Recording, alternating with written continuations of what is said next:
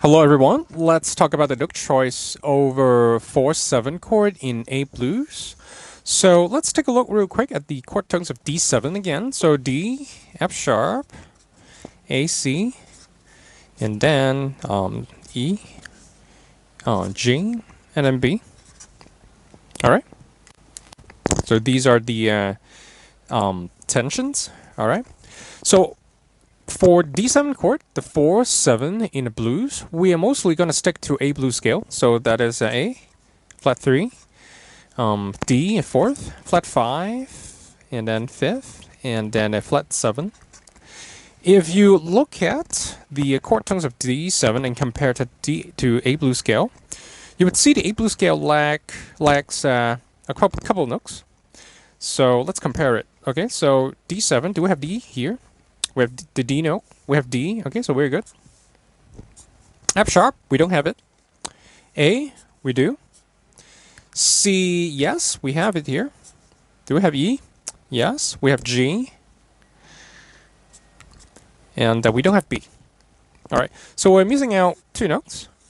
So that's easy. We can just add F sharp and also B note to the scale. All right, so just add F sharp and B to the scale, and that should yield all the note that you would hear from a D7 chord.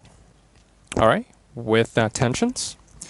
And the reason we're staying in one scale, we're staying in A blues, is that it would make the whole soloing process much simpler.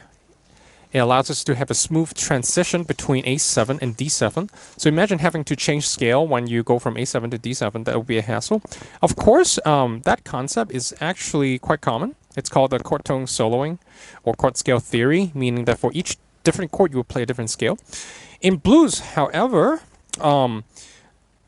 the first step to blues soloing is really a key center approach, meaning at least for the first two chords, the 1 chord and 4/7 chord, it's a good idea to stay in some kind of key center. And in this example, A blues, or its variant, A modern blues scale, that will make the transition between these two chords much smoother. There's one very important thing though. You have to avoid the major third of A, and in this case, that's a C sharp. All right. So C sharp, you want to avoid it. It's very simple.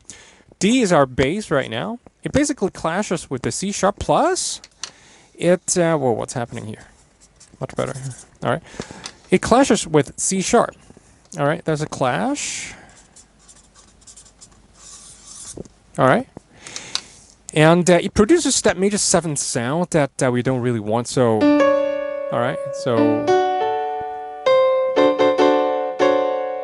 so that's not a very good note to pick over the 4/7. Plus, if you were playing a chord progression,